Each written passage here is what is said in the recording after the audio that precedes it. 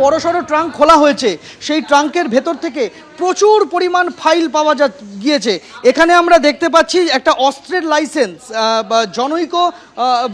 জনৈক পল্লবকান্তি ঘোষ নামে এক ব্যক্তির নামে এখানে এখানে এখানে আর্মস লাইসেন্স রয়েছে, জমি সংক্রান্ত প্রচুর নথি রয়েছে, নানান জায়গার দলিল রয়েছে, সেখানে সেল ডিড রয়েছে, পারচেস ডিড রয়েছে, নানান জায়গার মিউটেশনের কপি রয়েছে, শংসাপত্র।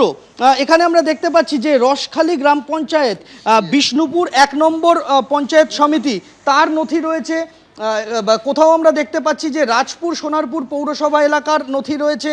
বেশিরভাগই জমি এবং বাড়ি কেনাবেচা সংক্রান্ত দলিল, চুক্তিপত্র, এমনকি আমরা এখানে দেখেছি যে চেক, একটা 5 লক্ষ টাকার চেক রয়েছে, জমির রসিদ রয়েছে, জমি ক্রয় বিক্রয়ের নথি রয়েছে। এরকম বিপুল পরিমাণ নথি, সরকারি বেশ কিছু নথি, কিছু বিভিন্ন ব্যক্তি বিশেষের পরিচয়পত্র, শংসাপত্র, জমির নথি, সেই সমস্ত রয়েছে। আর এই সবটাই উদ্ধার হয়েছে এই যে টিনের ট্রাঙ্ক দেখতে পাচ্ছ, একটা বিশাল ট্রাঙ্ক।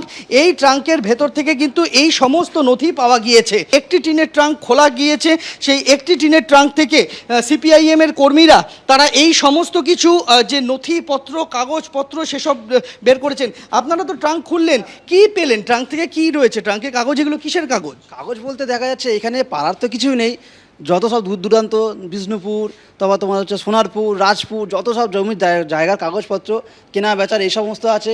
মানে লক্ষ লক্ষ টাকার চেক পাওয়া গেছে এখানটায়। পুলিশকে জানানো হচ্ছে সিপিআইএম এর তরফে, এবং এই যে বিপুল পরিমাণ কাগজপত্র পাওয়া গিয়েছে, নথি পাওয়া গিয়েছে, এগুলোর বিষয়ে পুলিশ বিহিত করুক, পুলিশ হস্তক্ষেপ করুক, এমনটাই চাইছেন সিপিআইএম এর কর্মীরা।